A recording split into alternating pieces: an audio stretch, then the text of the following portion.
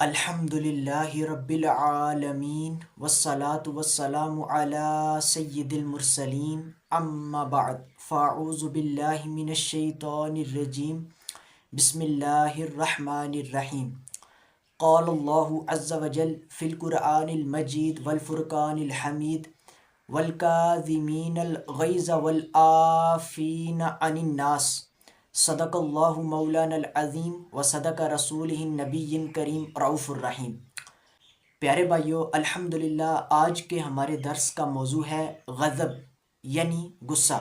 پیارے بھائیو، آج ہم غصے کے حوالے سے، غضب کے حوالے سے پڑھیں گے انشاءاللہ قرآن و سنت کی روشنی میں۔ جتنے بھی ایسے لوگ ہیں جنہیں غصہ بہت زیادہ آتا ہے اور وہ پریشان بیٹھے ہیں کہ ہمیں کوئی حل بتائے کہ ہم غصے کا کیسے علاج کریں،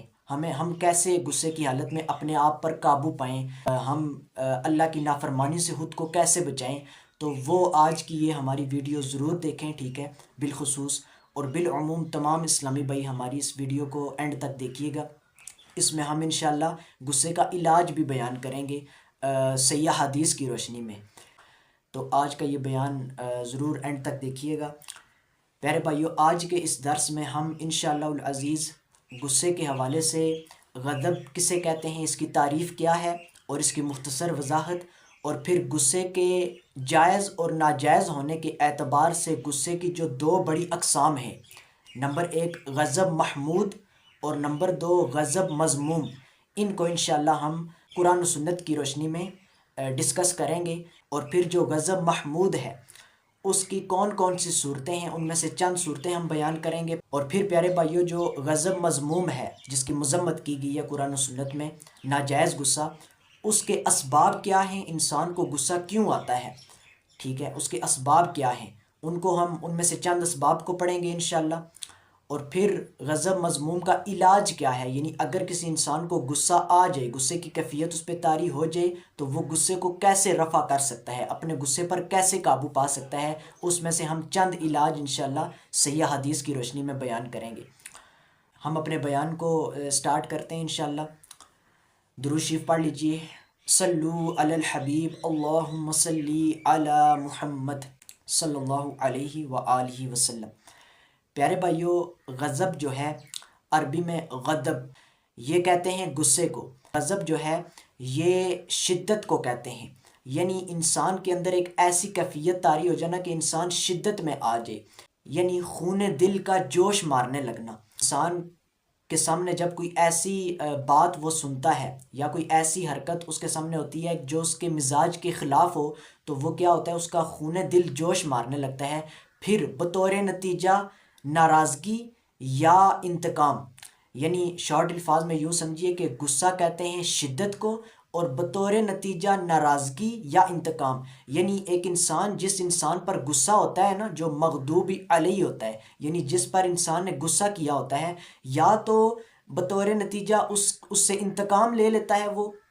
غصہ کرنے والا اسے یعنی مار دیتا ہے، قتل کر دیتا ہے، یا اس کو نقصان پہنچاتا ہے، یا انتقام نہیں لیتا، صرف ارادہ انتقام رکھتا ہے اور وہ کسی وجہ سے انتقام نہیں لے پاتا، یا پھر یہ ہوتا ہے کہ ارادہ انتقام بھی نہیں رکھتا، صرف کیا ہے کہ ناراض ہو جاتا ہے اس سے یعنی قطع تعلق ہو جاتا ہے، قطع رحمی کر لیتا ہے، ناراض ہو جاتا ہے، منہ پھیر لیتا ہے، بات چیت ختم کر دیتا ہے، یہ بطور نتیجہ ہے۔ اور غصہ کہتے ہیں شدت کو، خفگی طاری ہو جانا، انسان کا اس میں یہ ہے کہ اس کی حالت بھی تبدیل ہو جاتی ہے، اس کا مزاج بگڑ جاتا ہے، ٹھیک ہے، وہ شدت میں آ جاتا ہے، اور پھر وہ بطور نتیجہ ناراضگی یا انتقام لیتا ہے۔ اور اس کی پیارے بھائیوں پھر کئی ایک علامات ہوتی ہیں، ٹھیک ہے، بعض لوگوں کا چہرہ سرخ ہو جاتا ہے غصے کے دوران، بعض لوگ کانپنے لگتے ہیں، بعض لوگ جو ہیں وہ ان کی آواز بھاری ہو جاتی ہے، ٹھیک ہے، اثرات ہوتے ہیں نا، اس کے دل پر بھی اثرات ہوتے ہیں، اعضاء پر اثرات ہوتے ہیں، زبان پر بھی اثرات ہوتے ہیں، تو یہ بہت بڑی صورت ہے۔ پیارے اسلامی بھائیو، اللہ تبارک و تعالی نے ہر انسان کا مزاج دوسرے انسان سے مختلف بنایا ہے، ڈیفرنٹ بنایا ہے، تمام انسانوں کے مزاج ایک جیسے نہیں ہیں۔ بعض لوگ جو ہیں وہ، اب جیسے شکلیں مختلف ہیں، ٹھیک ہے، بعض لوگ کالے رنگ کے ہوتے ہیں، بعض لوگ گورے رنگ کے ہوتے ہیں، بعض سرخ رنگ کے ہوتے ہیں، اور اسی طرح مزاج بھی لوگوں کے ایک دوسرے سے ڈیفرنٹ ہے، مختلف ہیں۔ کچھ لوگ جو ہیں وہ ان کو غصہ بہت جلدی آتا ہے، بات بات پر غصہ ہو جاتے ہیں، اور کچھ لوگ جو ہیں وہ بہت دیر سے ان کو غصہ آتا ہے۔ اسی طرح کچھ لوگ نرم طبیعت کے ہوتے ہیں، کچھ لوگ سخت طبیعت کے ہوتے ہیں۔ پیارے بھائیو، یہ مزاج ایک دوسرے سے کیوں مختلف ہیں، اس کی کیا وجہ ہے، یہ ہم صحیح حدیث کے تحت آپ کو بیان کرتے ہیں۔ سنن ابی داؤد کے اندر صحیح سند کے ساتھ حدیث موجود ہے، سنن ابی داؤد حدیث نمبر 4693، جس کا مفہوم یہ ہے کہ حضرت ابو موسیٰ اشعری رضی اللہ تعالیٰ عنہ بیان کرتے ہیں کہ رسول اللہ صلی اللہ علیہ وآلہ وسلم نے فرمایا کہ اللہ عز و جل نے آدم علیہ السلام کو ایک مٹھی مٹی سے پیدا کیا۔ اللہ عز و جل نے آدم علیہ السلام یعنی ہم سب کے باپ حضرت آدم علیہ السلام، جن سے انسانیت کی ابتدا ہوئی، پہلے انسان، ان کو اللہ نے ایک مٹھی مٹی سے پیدا کیا جسے اس نے تمام روئے زمین سے جمع فرمایا تھا۔ یعنی زمین پر اللہ تعالیٰ نے فرشتوں کو بھیجا، تمام روئے زمین سے اللہ نے مٹی کو جمع فرمایا، ایک مٹھی مٹی کو، اور اس سے حضرت آدم علیہ السلام کو پیدا کیا۔ اب پیارے بھائیو، مٹی جو ہوتی ہے اس میں مختلف کوالٹیز ہوتی ہیں، اور وہ جو مٹی جمع کی گئی تھی وہ بھی اسی طرح مختلف جو ہے نا کوالٹیز کی تھی، اسی طرح وہ مختلف رنگوں کی تھی۔ یعنی بعض مٹی کے رنگ سرخ ہوتے ہیں، بعض کے جو ہیں وہ مٹی میں جو ہے وہ سیاہی پن ہوتا ہے، بعض جو ہے وہ اس کے درمیان ہوتی ہے، اسی طرح بعض نرم مٹی ہوتی ہے، بعض سخت ہوتی ہے، کوالٹیز بھی مختلف ہوتی ہیں۔ تو حضرت آدم علیہ السلام کو نا مختلف کوالٹیز کی مٹی سے ایک مٹھی مٹی سے پیدا فرمایا گیا۔ تو نبی صلی اللہ علیہ وآلہ وسلم نے فرمایا کہ چنانچہ آدم علیہ السلام کی اولاد یعنی جتنے بھی بنی آدم ہیں اس مٹی کے لحاظ سے ہوئی ہے، یعنی ان کی پیدائش جو ہے، ان کی خلقت جو ہے وہ اسی مٹی کے لحاظ سے ہوئی ہے۔ کئی سرخ ہیں اور کئی سفید، کئی سیاہ ہیں اور کئی بین بین یعنی ان کے درمیان درمیان، کئی نرم خو ہیں اور کئی سخت طبیعت۔ ٹھیک ہے، تو یہ جو سختی ہوتی ہے طبیعت میں اور اسی طرح جو نرمی ہوتی ہے، یہ بھی اسی وجہ سے ہے کہ جو مٹی کی جو ہے نا کوالٹیز مختلف تھیں، تو اس وجہ سے جو ہے نا وہ پھر اولاد آدم میں اس کی پیدائش ہوئی۔ لیکن پیارے بھائی، یہاں پر یہ بات ہمیشہ یاد رکھیں کہ اگرچہ فطری طور پر انسان کے اندر مزاج مختلف ہے، ٹھیک ہے، کوئی نرم طبیعت کے ہیں، کوئی سخت طبیعت کے ہیں، کسی کو غصہ جلدی آتا ہے، کسی کو دیر سے آتا ہے، لیکن جب انسان اسلام کے تابع ہو جاتا ہے نا، جب وہ اپنی خواہشات کو چھوڑ کر اور شیطان کے راستے کو چھوڑ کر رحمان کے تابع ہو جاتا ہے، اسلام کے تابع ہو جاتا ہے، اللہ کی اطاعت کرنے لگتا ہے، تو پھر اس کا دل جو ہے وہ نرم ہو جاتا ہے۔ اگر اس کی جو فطرت ہے، اس کی طبیعت، اس میں سختی بھی تھی تو وہ بھی نرمی میں تبدیل ہو جاتی ہے۔ اسلام کو جب بندہ فالو کرتا ہے نا تو پھر وہ اللہ کے تابع ہو جاتا ہے، وہ غصے پر بھی قابو پا لیتا ہے، کوئی بھی پھر وہ اللہ کی نافرمانی نہیں کرتا غصے کی حالت میں۔ پھر وہ جب اسے غصہ آ جائے بے اختیار آٹومیٹیکلی، ٹھیک ہے، اپنی فطرت کے تحت، تو پھر وہ کیا ہے کہ ایسے افعال کرتا ہے جن سے اس کا غصہ جلدی رفع ہو جاتا ہے۔ وہ بھی ہم اینڈ پہ انشاءاللہ آپ کو بتائیں گے کہ غصہ کیسے رفع کیا جا سکتا ہے اگر کسی کو غضب مذموم آ جائے تو۔ غصہ اگر بے اختیار آ جائے تو وہ حرام نہیں ہے، بے اختیار اگر آ جائے نا، کوئی سبب بھی یوز نہیں کیا، ٹھیک ہے، اسی طرح کوئی ارادہ بھی نہیں تھا، بغیر عزم و ارادے کے غصہ بے اختیار آ گیا کسی ناموافق چیز پر، تو وہ انسان کی فطرت میں، اس سے انسان گناہگار نہیں ہوتا، اس سے بچنا ناممکن ہے۔ لیکن غصہ جب آئے تو اس کو فوراً رفع کرنا چاہیے اور غصے کے اسباب سے بچنا چاہیے، اپنے اختیار اور عزم سے غصے میں نہیں آنا چاہیے، اور اگر بے اختیار غصے میں آ جاتے ہیں تو فوراً اس کو رفع کرنے کے لیے کوششیں کیجیے۔ غصے کی حالت میں انسان جو ہے وہ اس کو خاموش رہنا ہی بہتر ہے، ٹھیک ہے، غصے کی حالت میں کبھی بھی جواب نہ دے، کیونکہ غصے کی حالت میں انسان جو ہے اس کی کیا ہوتا ہے کہ وہ عقل کی بجائے جذبات سے کام لیتا ہے، عقل پر پردہ پڑ جاتا ہے اور وہ جذبات سے کام لیتا ہے، جس وجہ سے وہ کئی غلط فیصلے کرتا ہے، بعد میں اسے پھر نادم ہونا پڑتا ہے۔ صحیح مسلم میں حدیث ہے کہ نبی کریم صلی اللہ علیہ وآلہ وسلم نے فرمایا، حدیث نمبر انٹرنیشنل نمبرنگ کے مطابق 1717 1717 نمبر، حدیث کا مفہوم ہے کہ کوئی شخص جب وہ غصے کی حالت میں ہو تو دو انسانوں یا فریقوں کے مابین فیصلہ نہ کرے، دو کے مابین فیصلہ نہ کرے، انسانوں کے مابین بھی اور فریقوں کے مابین بھی۔ جب کس حالت میں ہو؟ وہ غصے کی حالت میں ہو، تو وہ فیصلہ نہ کرے، کیونکہ وہ پھر ہو سکتا ہے عقل کی بجائے جذبات سے فیصلہ کرے، تحقیق کی بجائے اپنے جذبات سے فیصلہ کرے، تو وہ کیا ہوگا کہ وہ غلط فیصلہ کرے گا، بعد میں اسے ندامت اٹھانا پڑے گی۔ اب پیارے بھائیوں، ہم بیان کرتے ہیں غضب کے جائز اور ناجائز ہونے کے اعتبار سے اس کی جو دو بڑی اقسام ہیں، یعنی غضب محمود اور غضب مذموم۔ پیارے بھائیوں، یہ اس کی دو بڑی اقسام ہیں اس کے جائز اور ناجائز ہونے کے اعتبار سے، غضب محمود نمبر 1 اور نمبر 2 غضب مذموم۔ غضب محمود کون سا غصہ ہوتا ہے پیارے بھائیوں؟ یہ وہ غصہ ہے، محمود کہتے ہیں جس کی تعریف کی جا سکے یا جس کی تعریف کی گئی ہو،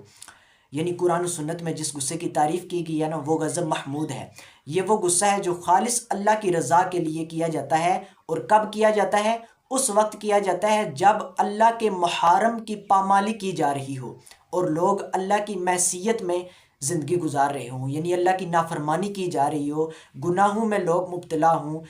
تو اس غلط کام کو، اس حرام کام کو، اس ناجائز کام کو دیکھ کر، اس اللہ کی نافرمانی کو دیکھ کر غصہ کرنا، ٹھیک ہے، ان لوگوں کے خلاف غصہ کرنا جو ان برائیوں میں مبتلا ہوں، تو اس کو کیسے کہتے ہیں؟ غضب محمود، ٹھیک ہے۔ یہ اللہ کی رضا کے لیے غصہ ہے، اور یہ نہ صرف جائز ہوتا ہے بلکہ یہ واجب بھی ہو جاتا ہے، اور یہ تکمیل ایمان کی نشانی ہے۔ اس حالت میں غصہ آنا چاہیے، ٹھیک ہے۔ جتنی بھی یعنی برائیاں ہو رہی ہیں، ٹھیک ہے، جھوٹ، اگر کوئی بندہ آپ کے سامنے جھوٹ بولتا ہے، کسی کی غیبت کرتا ہے، کسی کو مارتا ہے نہ حق، اسی طرح وہ چوری کرتا ہے، یا وہ کوئی بھی یعنی اللہ کی نافرمانی کرتا ہے، ٹھیک ہے، اور سب سے بڑی برائی شرک، تو ایسے لوگوں کے خلاف غصہ ہونا چاہیے، ٹھیک ہے نا، جو شرک کر رہے ہوں، بدعات اور جتنی بھی اللہ کی نافرمانیاں کر رہے ہوں، اور یہ تکمیل ایمان کی نشانی ہے۔ نبی صلی اللہ علیہ وآلہ وسلم کی صحیح حدیث موجود ہے سنن ابی داؤد کے اندر، جس کا مفہوم ہے کہ نبی صلی اللہ علیہ وآلہ وسلم نے فرمایا، من احب للہ وابغض للہ واعطى للہ ومنع للہ فقد استکمل الایمان، کہ جس نے اللہ کے لیے کسی سے محبت کی، من احب للہ وابغض للہ، اور جس نے کسی پر اللہ کے لیے غصہ کیا، وَأَعْطَى لِلَّهِ، اور جس نے کسی کو اللہ کے لیے کچھ عطا کیا، وَمَنَعَ لِلَّهِ، اور جس نے کسی کو اللہ کے لیے کچھ عطا کرنے سے روکا، فَقَدْ اسْتَكْمَلَ الْإِيمَانَ، تو یقیناً ایسے شخص نے ایمان کی تکمیل کر لی، ایمان کو مکمل کر لیا۔ تو یہ جو 4 نشانیاں تکمیل ایمان کی بیان ہوئی ہیں نا اس حدیث میں، اس میں دوسرے نمبر پہ نشانی کیا بیان فرمائی نبی صلی اللہ علیہ وآلہ وسلم نے؟ وَأَبْغَضَ لِلَّهِ، اور جس نے اللہ کے لیے کسی پر غصہ کیا، تو اللہ کے لیے غصہ کرنا تو تکمیل ایمان کی نشانی ہے، ٹھیک ہے۔ یہ تو ایمان کے لیے ضروری ہے کہ برائی کو دیکھ کر نافرمان لوگوں پر غصہ کیا جائے، اور ہم اب قرآن و سنت کی روشنی میں اس کی جو ہے وہ چند اس کے دلائل بیان کرتے ہیں، ٹھیک ہے۔ سب سے پہلے قرآن کی روشنی میں، پیارے بھائیو، قرآن حکیم کے اندر اللہ تعالیٰ نے حضرت موسیٰ علیہ السلام کا قصہ بیان کرتے ہوئے فرمایا ہے سورہ الاعراف سورت نمبر 7 کی آیت نمبر 150 میں پہلے تھوڑی سی وضاحت کر دوں، پھر میں آیت انشاءاللہ ترجمہ اس کا بیان کرتا ہوں۔ حضرت موسیٰ علیہ السلام جب اللہ کے حکم پر کوہ طور پر گئے 40 راتوں کے لیے، ٹھیک ہے، اللہ تعالیٰ سے حسب وعدہ، تو پھر وہاں سے جب واپس آ رہے تھے نا، تو پیچھے قوم نے کیا کیا کہ حضرت موسیٰ علیہ السلام کی غیر موجودگی میں قوم نے شرک شروع کر دیا، بچھڑے کو انہوں نے معبود بنا لیا اور بچھڑے کی پوجا شروع کر دی۔ تو حضرت موسیٰ علیہ السلام کو کوہ طور سے آتے ہوئے نا اللہ کی طرف سے وحی کے ذریعے خبر پہنچ گئی کہ ان کی قوم نے پیچھے سے یہ برائی شروع کر دی ہے۔ تو حضرت موسیٰ علیہ السلام بہت شدید غصہ ہوئے اپنی قوم پر۔ قرآن کے الفاظ ہیں سورہ الاعراف سورت نمبر 7 کی آیت نمبر 150 میں کہ اعوذ باللہ من الشیطان الرجیم وَلَمَّا رَجَعَ مُوسَىٰ إِلَىٰ قَوْمِهِ غَضْبَانَ آسِفًا، غضبانہ یعنی اور جب موسیٰ غصے سے بھرا ہوا، افسوس کرتا ہوا اپنی قوم کی طرف واپس آیا، یہاں پہ اللہ نے لفظ استعمال کیا غضبان۔ غضبان کہتے ہیں شدید غضب کی حالت، شدید غصے کی حالت، کیونکہ شرک جو ہے وہ سب برائیوں سے بڑھ کر ہے، اور ان کی قوم نے شرک شروع کر دیا، بچڑے کی پوجا، تو اپنی قوم پر اتنا شدید غصہ تھا کہ اللہ فرماتا ہے غصے سے بھرا ہوا موسیٰ اپنی قوم کی طرف جب آیا افسوس کرتا ہوا۔ تو پیارے بھائیو، اس آیت کریمہ سے پتہ چلا کہ حضرت موسیٰ علیہ السلام شدید غصے میں آ گئے تھے اپنی قوم کے بارے میں، جب شرک کے میں مبتلا ہونے کا جب سنا تو حضرت موسیٰ علیہ السلام شدید غصے میں آ گئے۔ تو آج جتنی بھی برائیاں، کتنی زیادہ برائیاں پھیل چکی ہیں اور پھیل رہی ہیں، تو اہل علم کو چاہیے اور جتنے بھی لوگ ان کو پتہ ہے کہ یہ برائی ہے، ٹھیک ہے، ان کو چاہیے کہ وہ اس برائی کو ناپسند بھی کریں، اس میں ان کا تعاون بھی نہ کریں، دل سے ناپسند کریں اور انہیں روکیں، ٹھیک ہے، جہاد کریں، انہیں اللہ کی رضا کے لیے سمجھائیں کہ تم اس برائی کو چھوڑ دو، ٹھیک ہے۔ تو یہ غصہ کرنا ضروری ہوتا ہے۔ اور اسی طرح پیارے بھائیو، اب ہم چند احادیث بیان کرتے ہیں۔ صحیح مسلم کے اندر حدیث ہے 2328 نمبر صحیح سند کے ساتھ کہ سیدہ عائشہ سلام اللہ علیہا سے روایت ہے کہ انہوں نے کہا کہ رسول اللہ صلی اللہ علیہ وآلہ وسلم نے اپنے دست مبارک سے کبھی کسی کو نہیں مارا، نہ کسی عورت کو اور نہ کسی غلام کو، مگر جب بھی نبی صلی اللہ علیہ وسلم اللہ کی راہ میں جہاد کر رہے ہوتے، یعنی کافر ظالموں کے خلاف جب لڑ رہے ہوتے اللہ کی راہ میں، تو پھر کیا کرتے کہ کافروں کو اللہ کے لیے قتل کرتے۔ اور جب بھی نبی صلی اللہ علیہ وسلم کی ذات کو دکھ پہنچایا گیا، یعنی ذاتی طور پہ نبی صلی اللہ علیہ وسلم کو جب تکلیف پہنچائی گئی، جب نقصان پہنچایا گیا، جب دکھ پہنچایا گیا، تو نبی صلی اللہ علیہ وسلم نے اس کا انتقام کبھی بھی نہ لیا۔ مگر جب اللہ کی کسی حرمت کی پامالی ہوتی تو پھر نبی صلی اللہ علیہ وسلم صرف اللہ کی خاطر اس کا انتقام ضرور لیتے۔ یعنی کبھی بھی نبی پاک صلی اللہ علیہ وسلم نے اپنی ذات کے لیے کسی سے بدلہ نہیں لیا، کبھی بھی اپنی ذات کے لیے انتقام نہیں لیا، جیسا کہ ہمارے سامنے کئی واقعات ہیں۔ واقع طائف آپ دیکھ لیں، جب نبی صلی اللہ علیہ وسلم طائف میں اللہ کے حکم پر اللہ کی رضا کے لیے دعوت اسلام پہنچانے گئے، تو وہاں پر لوگوں نے کیا کیا کہ نبی صلی اللہ علیہ وسلم کو بہت زیادہ ذاتی طور پہ تکالیف پہنچائیں، اتنی تکالیف کہ نبی صلی اللہ علیہ وسلم کے پاؤں مبارک خون سے سرخ ہو گئے، شدید جو ہے وہ تکلیف پہنچائی، درد پہنچایا، دکھ پہنچایا، لیکن نبی صلی اللہ علیہ وسلم نے کبھی بھی ان سے کبھی بدلہ نہیں لیا، اپنی ذات کے لیے کبھی کسی سے بدلہ نہیں لیا۔ ٹھیک ہے، عقبہ بن ابی معیط نے سجدے کی حالت میں نبی صلی اللہ علیہ وسلم کی پیٹھ مبارک پر بھاری اوجری رکھ دی تھی، لیکن نبی صلی اللہ علیہ وسلم نے اسے بھی جو ہے وہ کوئی جو ہے وہ تکلیف نہیں پہنچائی، اپنا بدلہ نہیں لیا۔ لیکن سیدہ عائشہ بیان کرتی ہیں کہ جب اللہ تعالیٰ کی کسی حرمت کی پامالی ہوتی پھر کیا کرتے، نبی صلی اللہ علیہ وسلم اللہ کی خاطر اس کا انتقام ضرور لیتے، جیسے کہ حدیث میں آتا ہے کہ نبی صلی اللہ علیہ وسلم چور کا ہاتھ کاٹتے تھے جب عدالت میں چوری ثابت ہو جاتی تھی۔ اسی طرح زانی کو جو کنوارے مرد اور عورتیں ہوتی تھیں ان کو 100 کوڑے لگاتے تھے، اور جو شادی شدہ ہوتے تھے ان کو سنسار کی سزا دیتے تھے، شرابی کو کوڑے لگاتے تھے۔ اسی طرح یعنی جتنے بھی جو ہے نا لوگ جب گناہ کرتے تھے حدود والے، اللہ تعالیٰ کی حدود سے جب وہ آگے نکل جاتے تھے، ٹھیک ہے، یا وہ اللہ کے حکموں کی پامالی کرتے تھے، اللہ کی نافرمانی کرتے تھے، تو اللہ کی خاطر نبی صلی اللہ علیہ وسلم انتقام ضرور لیتے تھے، لیکن اپنے ذاتی طور پہ کبھی نبی صلی اللہ علیہ وسلم نے انتقام نہیں لیا۔ اسی طرح ظالم دشمنوں کے خلاف نبی صلی اللہ علیہ وسلم قتال فرماتے تھے۔ تو جہاں بھی نبی صلی اللہ علیہ وسلم نے غضب کیا نا، ٹھیک ہے، لوگوں پر، تو وہ اللہ کی خاطر کیا، غضب محمود کیا، کبھی بھی غضب مذموم نہیں کیا۔ اچھا جی، ایک اور ہم حدیث بیان کرتے ہیں آپ سے اس غضب محمود کی صورت کے حوالے سے۔ سنن ابن ماجہ کے اندر صحیح سند کے ساتھ حدیث موجود ہے، سنن ابن ماجہ حدیث نمبر 85 صحیح سند کے ساتھ، کہ حضرت عبداللہ بن عمر رضی اللہ تعالیٰ عنہ سے روایت ہے کہ انہوں نے فرمایا کہ ایک روز رسول اللہ صلی اللہ علیہ وسلم باہر صحابہ کرام رضوان اللہ علیہ مجمعین کے پاس تشریف لائے، تو وہ تقدیر کے بارے میں بحث کر رہے تھے، یعنی کچھ صحابہ جو تھے نا مسئلہ تقدیر کے اوپر نا بحث کر رہے تھے ایک دوسرے کے اوپر، جس پر بحث بنتی نہیں تھی۔ تو نبی صلی اللہ علیہ وسلم نے یہ ان کی بحث سن لی، تو نبی صلی اللہ علیہ وسلم کا چہرہ مبارک غصے سے اس قدر سرخ ہو گیا گویا اس پر انار کے دانے نچوڑ دیے گئے ہوں۔ تب نبی صلی اللہ علیہ وسلم نے فرمایا کہ کیا تمہیں اس بات کا حکم دیا گیا ہے یا کیا تمہیں اس کام کے لیے پیدا کیا گیا ہے، یعنی تم مسئلہ تقدیر کے اوپر بحث کرو، اس کام کے لیے تمہیں پیدا کیا گیا ہے، یعنی غضب کا اظہار کیا۔ اور پھر فرمایا کہ تم اللہ کی آیات کو ایک دوسری سے ٹکرا رہے ہو، تم سے پہلی امتیں اسی وجہ سے تباہ ہوئی تھیں۔ اور اسی طرح تیسری حدیث صحیح مسلم کے اندر 1483 نمبر حدیث ہے، اور انٹرنیشنل نمبرنگ کے مطابق حدیث نمبر 651 یہ حدیث ہے۔ پیارے بھائیو، جب نبی صلی اللہ علیہ وسلم نے ان لوگوں پر غضب کا اظہار فرمایا جو کہ جب مسجد میں اذان ہو جائے، ٹھیک ہے، نماز کا ٹائم ہو، اور وہ باجماعت نماز کے وقت وہ کیا کریں کہ وہ مسجد کی طرف نہ آئیں بلکہ گھر میں رہیں، جو لوگ اذان کی آواز سن کر بھی جماعت کے ساتھ جو نماز نہیں پڑھتے نا، ان کے اوپر غضب کا اظہار کرتے ہوئے نبی صلی اللہ علیہ وسلم نے فرمایا، میں نے ارادہ کیا تھا کہ اپنے نوجوانوں کو حکم دوں کہ وہ لکڑی کے گٹھے میرے لیے تیار کریں، پھر کسی آدمی کو حکم دوں کہ وہ لوگوں کو نماز پڑھائے، پھر گھروں کو ان کے باسیوں سمیت جلا دیا جائے، یعنی پھر میں خود جاؤں آگ کا وہ گٹھا لے کر، آگ لے کر، اور ان لوگوں کے گھروں کو جلا دوں جو ابھی تک یعنی نماز پڑھنے کے لیے مسجد میں نہیں آئے۔ اتنا سخت جو ہے وہ غصے کا اظہار فرمایا نماز باجماعت ادا نہ کرنے والوں پر۔ اسی طرح پیارے بھائیو، ایک اور حدیث، یہ اس شخص پر نبی صلی اللہ علیہ وسلم نے غصے کا اظہار فرمایا جو کہ لوگوں کو طویل نماز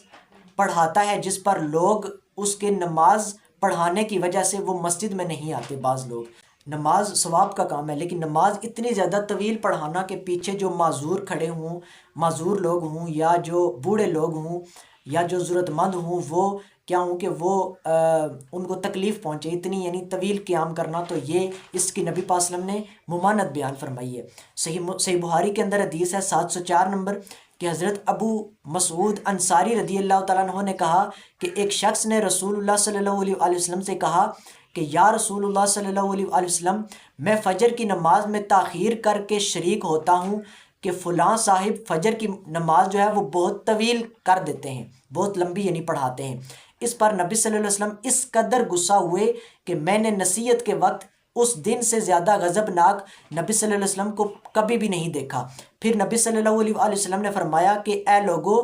تم میں بعض لوگ یعنی لوگوں کو نماز سے دور رکھنے کا باعث ہیں، پس جو شخص امام ہو یعنی لوگوں کی امامت کرائے اسے ہلکی نماز پڑھنی چاہیے، اس لیے کہ اس کے پیچھے کمزور، بوڑھے اور ضرورت والے لوگ سب ہی ہوتے ہیں۔ یعنی یہاں پہ ہلکی نماز سے مراد یہ نہیں ہے کہ اتنی ہلکی ہو کہ پیچھے بندہ آسانی سے مقتدی جو ہے وہ قرات بھی نہ کر سکے، آسانی کے ساتھ پڑھ ہی نہ سکے، اتنی ہلکی بھی نہ ہو، بلکہ اتنی ہو کہ آرام و سکون کے ساتھ پڑھ سکے ہر بندہ، لیکن یہ ہے کہ بہت زیادہ طویل نہ ہو، ٹھیک ہے نا، بہت زیادہ یعنی طویل نہ ہو، تاکہ پیچھے جو بوڑھے لوگ کھڑے ہیں یا جو بچے ہیں یا جو ضرورت مند ہیں یا کمزور ہیں، وہ کیا ہے کہ وہ ان کو کوئی تکلیف نہ ہو۔ تو یہ پیارے بھائیو غضب محمود کی ہم نے چند صورتیں بیان کی ہیں قرآن و سنت کی روشنی میں۔ اب پیارے بھائیو ہم بیان کرتے ہیں غضب مذموم سے متعلق چند باتیں۔ سب سے پہلے یہ غضب مذموم کہتے کسے ہیں، ٹھیک ہے، پھر اس کے بعد غضب مذموم جب آئے تو اس کو پینے کی، اس پر اپنے آپ کو قابو پانے کی فضیلت اور لوگوں کو معاف کرنے کی فضیلت قرآن و سنت کی روشنی میں، اور اس کے ساتھ ہی غضب مذموم کی حرمت جو ہے وہ ہم بیان کریں گے صحیح حدیث کی روشنی میں۔ پیارے بھائیو غضب مذموم کسے کہتے ہیں؟ غضب آپ کو بتایا غصے کو، اور مذموم کہتے ہیں جس کی مذمت کی جائے یا جس کی مذمت کی گئی ہو، یعنی ایسا غصہ جس کی قرآن و سنت میں مذمت کی گئی ہے، ٹھیک ہے نا، یعنی شریعت کے خلاف جو غصہ کیا جائے یا اپنی حد سے تجاوز کر کے جو غصہ کیا جائے، یعنی اس کی کئی صورتیں ہیں نا، اس میں ایک صورت تو بہت ہی مذموم ہے جو کہ مذموم تر ہے، وہ یہ ہے کہ نیک لوگوں کے خلاف غصہ کرنا ان کی نیکیوں کی وجہ سے، یعنی جو لوگ اللہ کی اطاعت کی طرف بلا رہے ہوں یا اللہ کی اطاعت میں زندگی گزار رہے ہوں، ان کے خلاف غصہ کرنا، جیسے کہ بعض لوگ جو تبلیغ والوں کے خلاف غصہ ہوتے ہیں، یعنی اگر تبلیغی جماعت جو ہے نا کسی مسجد میں جاتی ہے تبلیغ کرنے، تو بعض لوگ غضب کا اظہار کرتے ہیں، ان کو روکتے ہیں، شدید غصے ہو جاتے ہیں کہ تم یہاں پہ کیوں آئے ہو، مسجد سے نکل جاؤ، ٹھیک ہے۔ اب وہ تو دعوت پہنچانے آئے ہیں دین کی، ٹھیک ہے نا، وہ اطاعت میں زندگی گزار رہے ہیں اور اللہ کی طرف بلا رہے ہیں، تو ایسے لوگوں کے خلاف جب غصہ کیا جائے، یا کوئی نماز پڑھ رہا ہے تو اس کو نماز کی وجہ سے غصہ کرنا، کسی بھی نیکی کی وجہ سے، تو یہ مذموم تر ہے، یہ صرف مذموم نہیں ہے، مذموم تر ہے۔ اور اسی طرح مذموم غصہ وہ بھی ہوتا ہے جو اپنی ذات کے لیے غصہ کیا جائے، اپنی ذات کے انتقام کے لیے، یا کسی نے اگر بالفرض مجھے مارا ہے تو میں اس سے ناراض ہو جاؤں اپنی ذات کے لیے، تو یہ بھی غصہ اپنے نفس کے لیے جو غضب للنفس ہے، یہ بھی غضب مذموم کے اندر ہی آتا ہے۔ پیارے بھائیو اب ہم غضب مذموم کی مذمت بیان کرتے ہیں صحیح حدیث کی روشنی میں۔ اس پر میں 2 احادیث یہاں پر بیان کرتا ہوں۔ پہلی حدیث صحیح البخاری شریف سے ہے کہ حضرت امام ابو ہریرہ رضی اللہ تعالیٰ عنہ روایت کرتے ہیں کہ ایک شخص نے رسول اللہ صلی اللہ علیہ وسلم کی بارگاہ اقدس میں حاضر ہو کر عرض کی کہ یا رسول اللہ صلی اللہ علیہ وسلم، مجھے کوئی نصیحت فرما دیجئے، کوئی وصیت کر دیجئے، کوئی نصیحت فرما دیجئے۔ تو نبی صلی اللہ علیہ وسلم نے فرمایا لا تغتب، کہ تو غصہ نہ کیا کر۔ اور پھر اسی حدیث میں آتا ہے کہ اس شخص نے دوبارہ کہا کہ اے اللہ کے رسول صلی اللہ علیہ وسلم، مجھے کوئی نصیحت فرما دیجئے، دوبارہ نصیحت طلب کی۔ تو نبی صلی اللہ علیہ وسلم نے پھر فرمایا کہ لا تغتب، کہ تو غصہ نہ کیا کر۔ اب اس سے فقہائے کرام نے اس کے 2-3 طرح سے فہم بیان کیے ہیں۔ ایک فہم اس کا یہ بیان کیا ہے کہ وہ شخص ہو سکتا ہے کہ اس کی فطرت میں بہت زیادہ غصہ ہو، یعنی وہ ایسا شخص ہو جو کہ چھوٹی چھوٹی بات پہ غصہ ہو جاتا ہو، اس لیے نبی صلی اللہ علیہ وسلم نے بار بار ایک ہی نصیحت فرمائی کہ لا تغتب لا تغتب، تو غصہ نہ کیا کر، غصہ نہ کیا کر۔ اسی طرح پیارے بھائیو سنن ابی داؤد کے اندر 4784 نمبر حدیث ہے صحیح سند کے ساتھ کہ نبی صلی اللہ علیہ وسلم نے فرمایا کہ ان الغضب من الشیطان، کہ بلا شبہ جو غضب ہے یعنی غصہ ہے، من الشیطان یعنی شیطان کی طرف سے ہوتا ہے، پیارے بھائیو، شیطان انسان کا ازلی دشمن ہے۔ شیطان کی کوشش ہوتی ہے کہ وہ کسی طرح سے انسان کو گمراہ کرتا رہے، اللہ کی نافرمانیوں پہ اکساتا رہے۔ اور یہ جو غصہ ہے یہ شیطان کا بہت بڑا داؤ ہے، کیونکہ غصے کی حالت میں انسان کی عقل پر پردہ پڑ جاتا ہے۔ غضب مذموم جب آتا ہے تو پھر وہ کیا کرتا ہے کہ اپنی عقل کے بجائے اپنے جذبات سے استعمال کرتا ہے، اس کی حالت تبدیل ہو جاتی ہے، وہ سیریس ہو جاتا ہے، شدت میں ہو جاتا ہے، پھر وہ کیا ہے کہ وہ اللہ کی نافرمانی کی طرف چلا جاتا ہے۔ اب پیارے بھائیوں، ہم بیان کرتے ہیں غضب مذموم کو پینے کی فضیلت اور لوگوں کو معاف کرنے کی فضیلت۔ یعنی اگر کسی کو غصہ آ جائے تو وہ اپنے آپ پر اگر قابو پا لے، غصے کو پی جائے اور لوگوں کو معاف کر دے، ٹھیک ہے، انتقام نہ لے، کسی سے ناراض وغیرہ نہ ہو، تو اس کی کیا فضیلت ہے قرآن و سنت کی روشنی میں۔ پیارے بھائیوں، قرآن حکیم کے اندر اللہ تبارک و تعالیٰ نے ارشاد فرمایا سورہ آل عمران سورت نمبر 3 کی آیت نمبر 134 کے اندر کہ اعوذ باللہ من الشیطان الرجیم۔ یہ اللہ تعالیٰ نے ایمان والوں کی خوبیاں بیان کرتے ہوئے ارشاد فرمایا، ایمان والے متقی جو ایمان والے ہیں، حقیقی ایمان والے، ان کی صفات بیان کرتے ہوئے فرمایا کہ وَالْكَاظِمِينَ الْغَيْظَ وَالْعَافِينَ عَنِ النَّاسِ، اور وہ یعنی مومن وہ لوگ ہیں جو غصے کو پی جانے والے اور لوگوں سے درگزر کرنے والے ہوتے ہیں۔ وَالْكَاظِمِينَ الْغَيْظَ،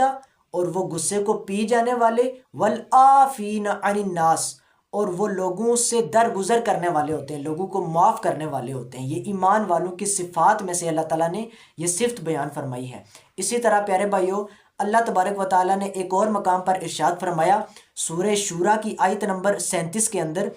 یہاں پہ بھی اللہ تعالیٰ نے ایمان والے جو متقی لوگ ہیں ان کی صفات بیان کرتے ہوئے فرمایا کہ وَالَّذِينَ يَجْتَنِبُونَ كَبَائِرَ الْإِثْمِ وَالْفَوَاحِشَ وَإِذَا مَا غَضِبُوا هُمْ يَغْفِرُونَ، اور وہ لوگ جو بڑے گناہوں سے، جو کبیرہ گناہوں سے، بڑے گناہوں سے بچتے ہیں اور فحاشی سے بھی بچتے ہیں، اور جب بھی غصہ ہوتے ہیں تو وہ معاف کر دیتے ہیں۔ وَإِذَا مَا غَضِبُوا هُمْ يَغْفِرُونَ، اور وہ جب بھی غصہ ہوتے ہیں یعنی انہیں جب غصہ آتا ہے تو وہ کیا کرتے ہیں؟ یغفرون، وہ معاف کر دیتے ہیں۔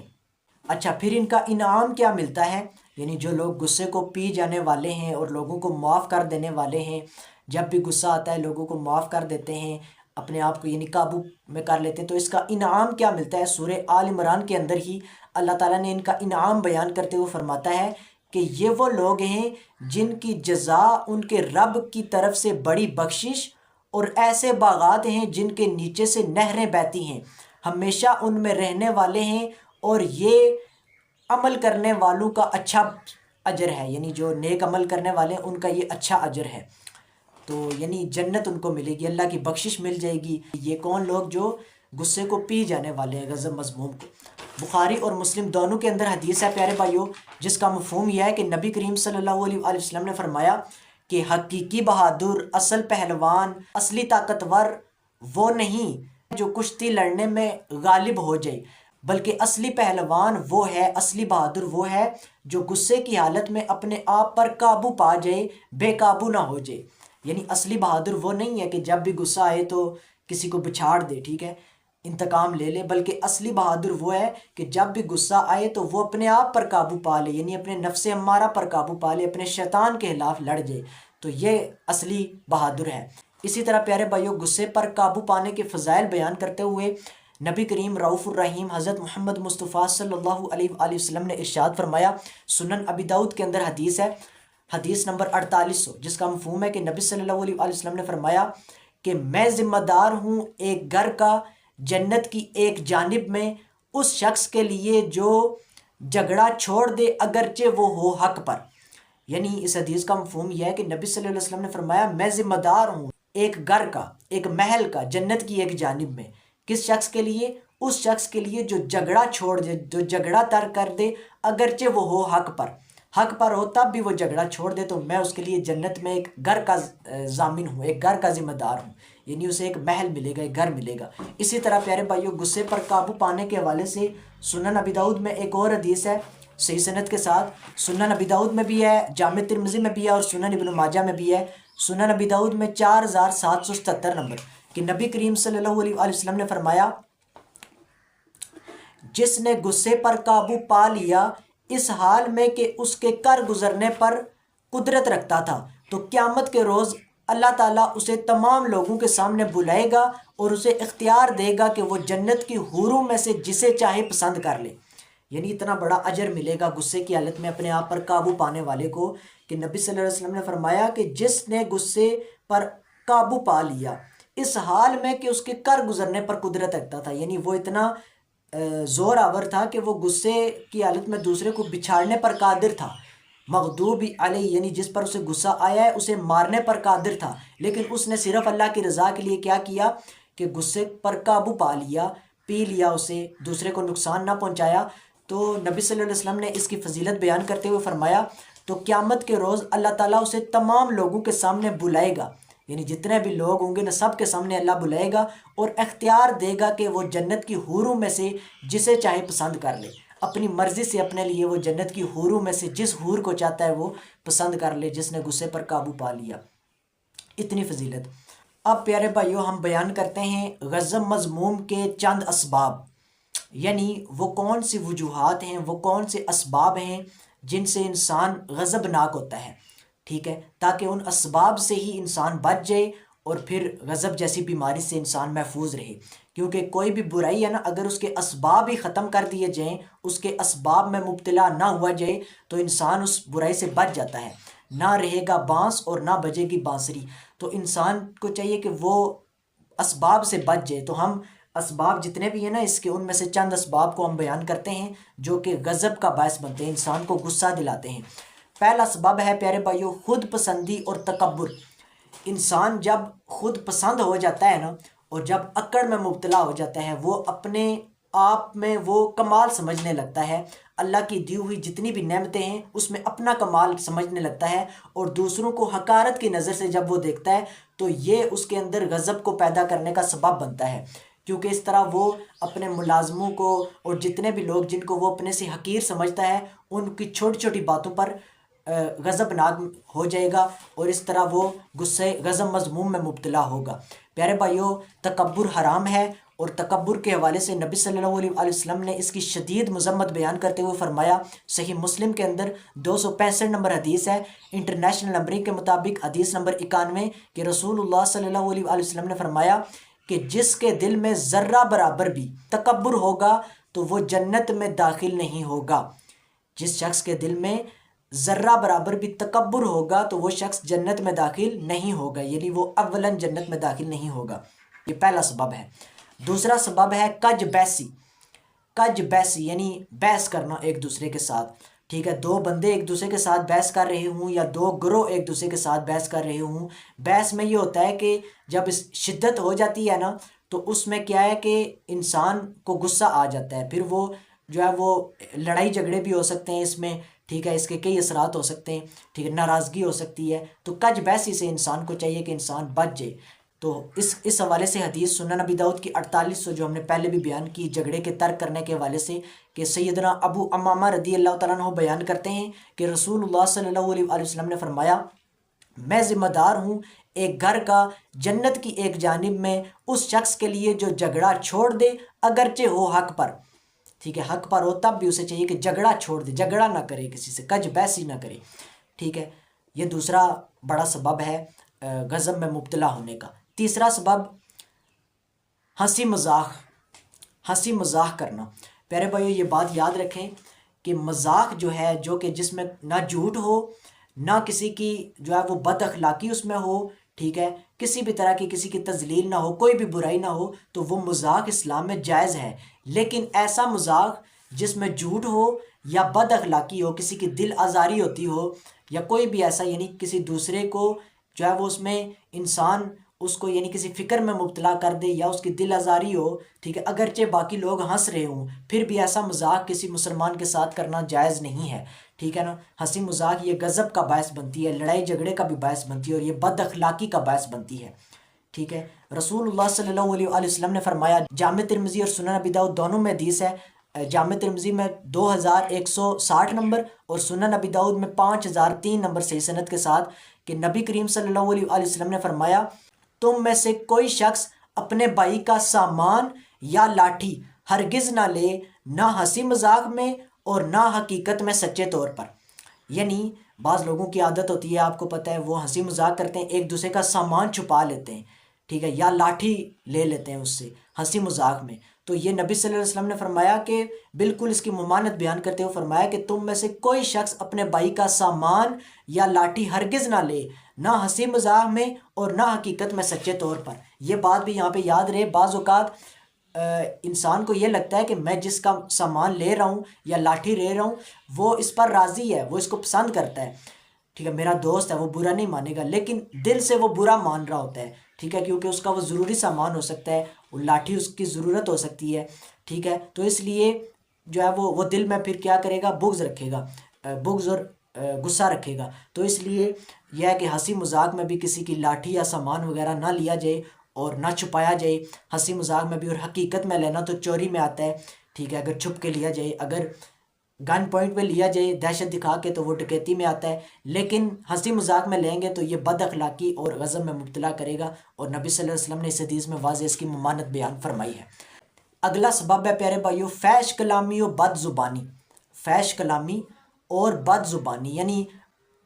زبان جو ہے نا پیارے بھائیو، آپ کو پتہ ہے اس سے بہت زیادہ برائیاں جنم لیتی ہیں. کسی سے گالم گلوچ، جھوٹ بولنا، بہتان لگانا، غیبت کرنا، ٹھیک ہے، کسی کو بلا وجہ ڈانٹنا، تذلیل کرنا، آبرو ریزی، ٹھیک ہے نا، کسی کو کام کے دوران تنگ کرنا، کوئی بھی یعنی معاملہ، یہ غضب کی بھی بنیاد بنتی ہے اور بد اخلاقی کی بھی. تو یہ ہے کہ زبان کی حفاظت کی جائے، بد زبانی نہ کی جائے، اسی طرح فحش کلامی بھی نہ کی جائے، ٹھیک ہے نا. تو نبی صلی اللہ علیہ وسلم نے فرمایا، جامع ترمذی اور ابن حبان کے اندر صحیح سند کے ساتھ حدیث موجود ہے. جامع ترمذی حدیث نمبر 2002 اور ابن حبان حدیث نمبر 5693 کہ سیدنا ابو الدردہ رضی اللہ تعالی عنہ سے روایت ہے کہ نبی کریم صلی اللہ علیہ وسلم نے فرمایا کہ بے شک اللہ تعالیٰ بے حیا اور بد زبان سے نفرت کرتا ہے. بے شک اللہ تعالیٰ بے حیا اور بد زبان سے نفرت کرتا ہے.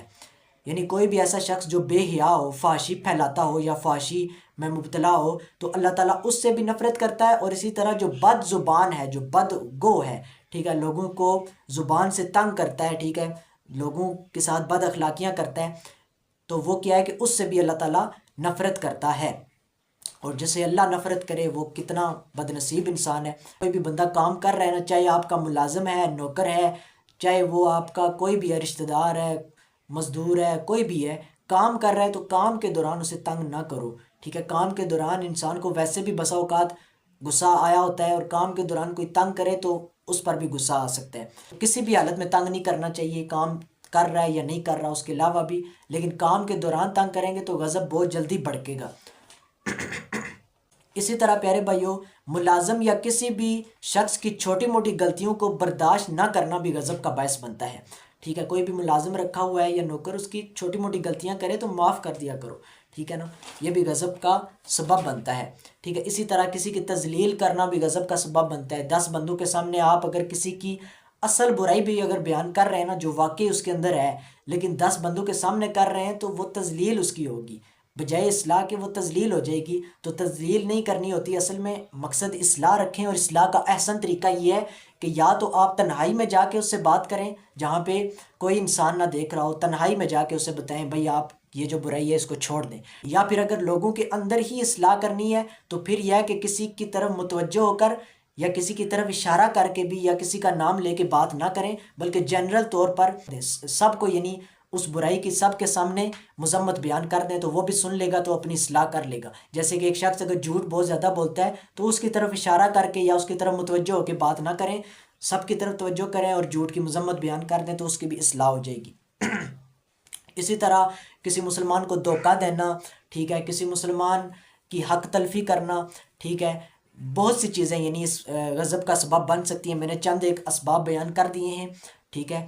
اور اس لیے غضب سے اسباب سے بچا جائے گا تو انشاءاللہ غضب کی برائی میں مبتلا نہیں ہوں گے. اب پیارے بھائیو، ہم آخر میں بیان کرتے ہیں غضب مذموم کا علاج. یعنی اگر کسی کو غصہ آ جائے یا کوئی بھی جس کو یعنی جس کی فطرت میں زیادہ غصہ لکھا ہو تو وہ کیسے غضب سے بچ سکتا ہے. یعنی وہ چاہتا ہے کہ مجھے غصہ نہ آئے، تو کون سی چیزیں جو غضب سے بچا سکتی ہیں، اور اسی طرح اگر غصہ آ جائے تو وہ جلدی رفع کیسے ہو سکتا ہے. اس حوالے سے پیارے بھائیو ہم چند احادیث بیان کریں گے اور چند اس کے علاج بیان کریں گے انشاءاللہ.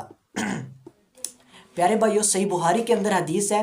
5678 نمبر کہ سیدنا ابو ہریرہ رضی اللہ تعالیٰ عنہ روایت کرتے ہیں کہ نبی کریم صلی اللہ علیہ وآلہ وسلم نے فرمایا کہ اللہ تعالیٰ نے کوئی ایسی بیماری نہیں اتاری جس کی شفا بھی نازل نہ کی ہو.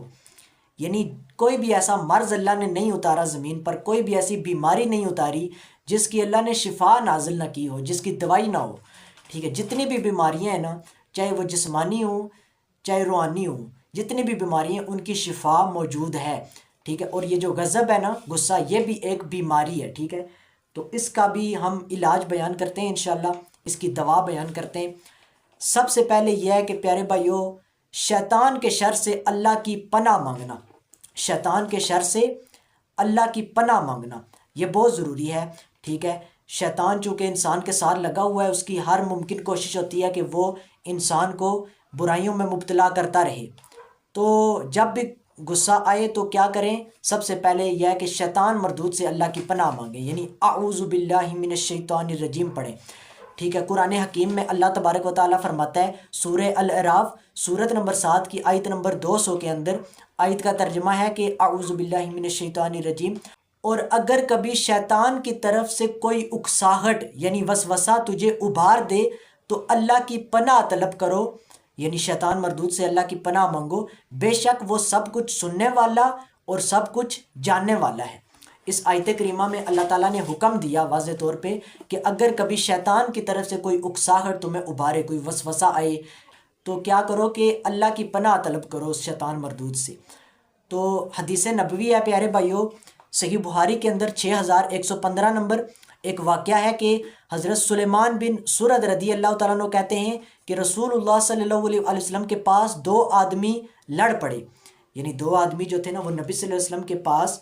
نبی صلی اللہ علیہ وسلم کی موجودگی میں آپس میں وہ لڑ پڑے. تو ان میں سے ایک شخص جو ہے نا، وہ دوسرے شخص کو غصے کی حالت میں برا بلا کہہ رہا تھا، تو اس کا چہرہ غصے کی وجہ سے سرخ تھا. سلیمان بن سرد کہتے ہیں کہ ہم اس وقت نبی صلی اللہ علیہ وسلم کے پاس بیٹھے ہوئے تھے، تو نبی صلی اللہ علیہ وسلم نے فرمایا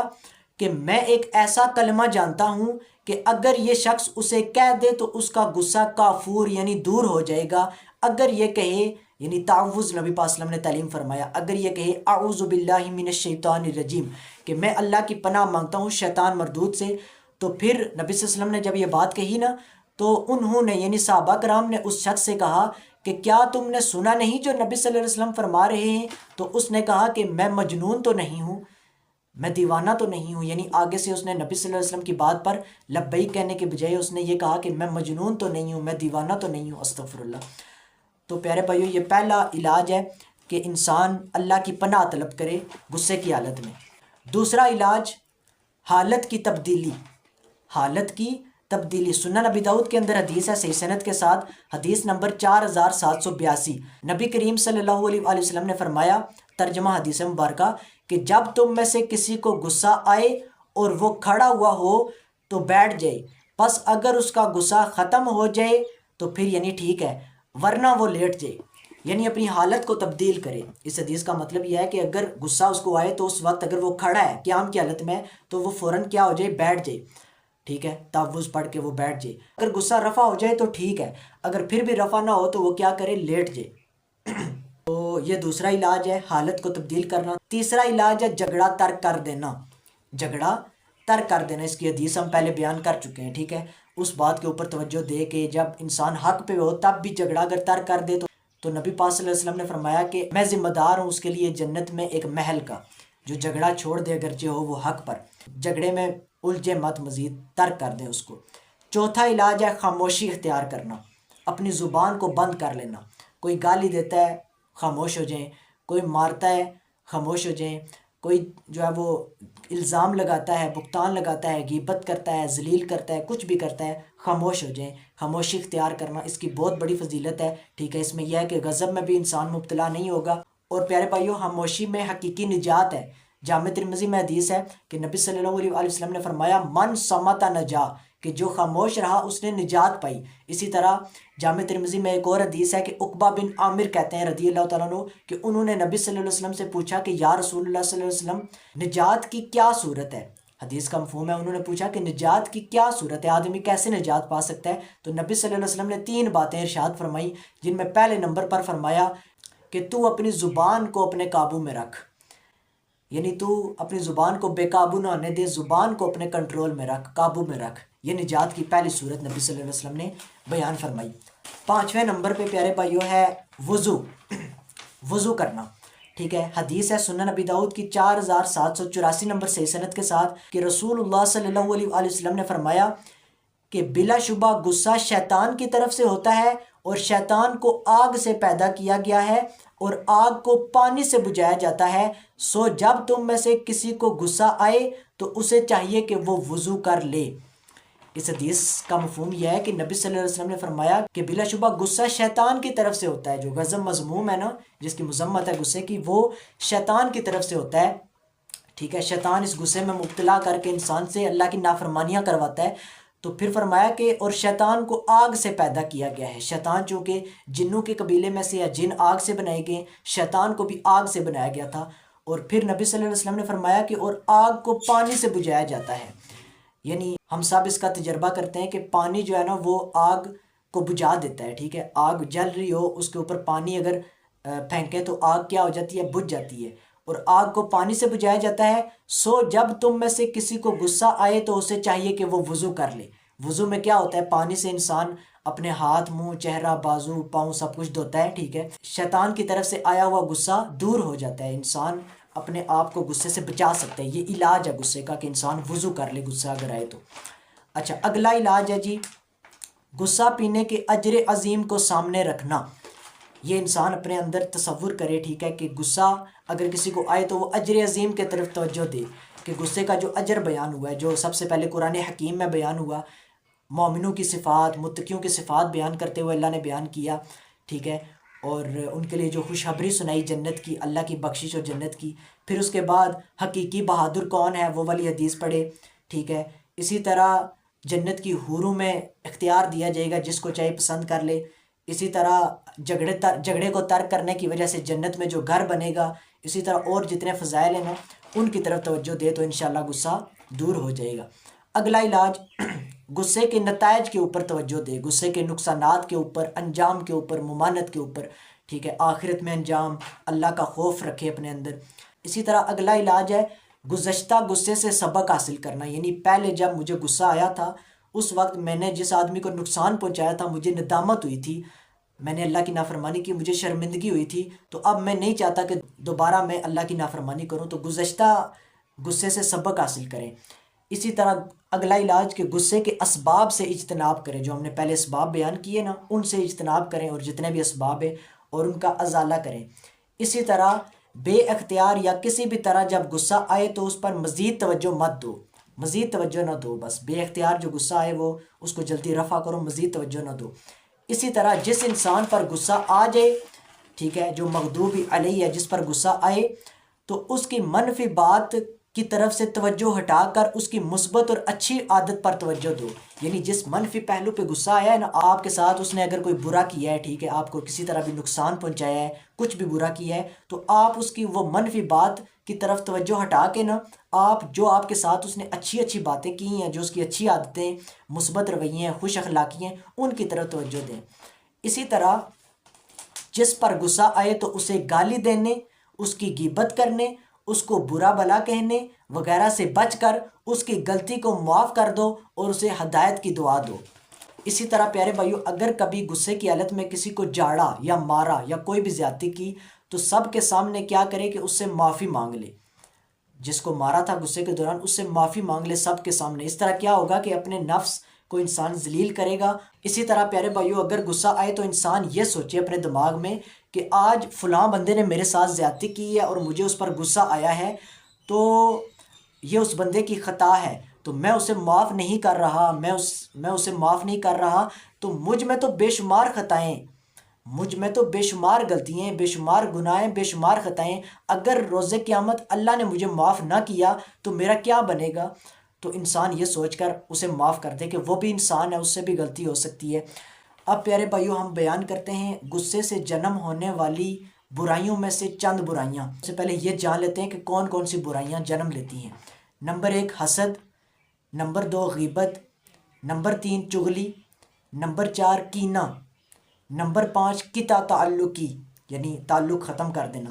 نمبر 6 جھوٹ، نمبر 7 لڑائی جھگڑا، نمبر 8 آبرو ریزی کرنا یعنی ذلیل کرنا، کسی کی تذلیل کرنا، اس کی بے عزتی کرنا، نمبر 9 ناراضگی، نمبر 10 ظلم، نمبر 11 قتل ناحق، نمبر 12 دوسرے کو حقیر سمجھنا یعنی تکبر کرنا، نمبر 13 گالی گلوچ، نمبر 14 تکبر، نمبر 15 تمسخر کرنا یعنی ہنسی مذاق کرنا، نمبر 16 قطع رحمی یعنی رشتہ داروں سے رشتہ ختم کرنا، نمبر 17 بے مروتی، نمبر 18 شماتت یعنی کسی کے نقصان پر راضی ہونا، نمبر 19 نا اتفاقی، اور نمبر 20 احسان فراموشی وغیرہ۔ ٹھیک ہے، یہ چند برائیاں ہم نے بیان کی، اسی طرح اور بھی بہت سی برائیاں جنم لیتی ہیں غصے کی حالت میں، چونکہ انسان جذبات سے کام لیتا ہے عقل کی بجائے جذبات سے، تو کئی لوگوں نے غصے کی حالت میں کئی بڑے بڑے گناہ کیے ہیں۔ اسی طرح پیارے بھائیوں، جو لوگ بیویوں کو طلاق دیتے ہیں تو وہ بھی غصے کی حالت میں طلاق دیتے ہیں، وہ پھر بعد میں رجوع کرنا چاہتے ہیں تو وہ کہتے ہیں کہ ہم نے غصے کی حالت میں دی تھی۔ بھئی غصہ کیوں کیا تھا؟ غصہ لا تغتب لا تغتب، نبی صلی اللہ علیہ وسلم کی نصیحت کو یاد رکھیں۔ تو پیارے بھائیوں، آج کے درس میں ہم نے الحمدللہ غضب کے حوالے سے سیکھا، ٹھیک ہے، غصہ کسے کہتے ہیں، پھر غصے کے جائز اور ناجائز ہونے کے اعتبار سے غصے کی دو بڑی اقسام، غضب محمود اور غضب مذموم، پھر غضب محمود کی چند صورتیں، پھر غضب مذموم کے حوالے سے ہم نے اس کی مذمت، جب غضب مذموم آئے تو اس کو پینے اور لوگوں کو معاف کرنے اور اپنے آپ پر قابو پانے کے فضائل بیان کیے الحمدللہ، پھر غضب مذموم کے اسباب اور اس سے جنم لینے والی برائیاں، اور غضب مذموم کا علاج بیان کیا الحمدللہ، اور اللہ تعالیٰ سے دعا ہے کہ جو ہم نے حق بات کہی اللہ تعالیٰ ہمیں اس پر عمل کرنے کی توفیق عطا فرمائے، اور جو ہم سے غلطی ہوئی اللہ تعالیٰ ہم سب سے معاف فرمائے۔ تو آخر میں پھر درود السلام پڑھ لیں، اللہم صلی علی محمد صلی اللہ علیہ وآلہ وسلم۔ تو پیارے بھائیو، انشاءاللہ ملتے ہیں نیکسٹ ویڈیو میں، اپنا خیال رکھیے گا، اللہ حافظ، فی امان اللہ، السلام علیکم ورحمۃ اللہ وبرکاتہ۔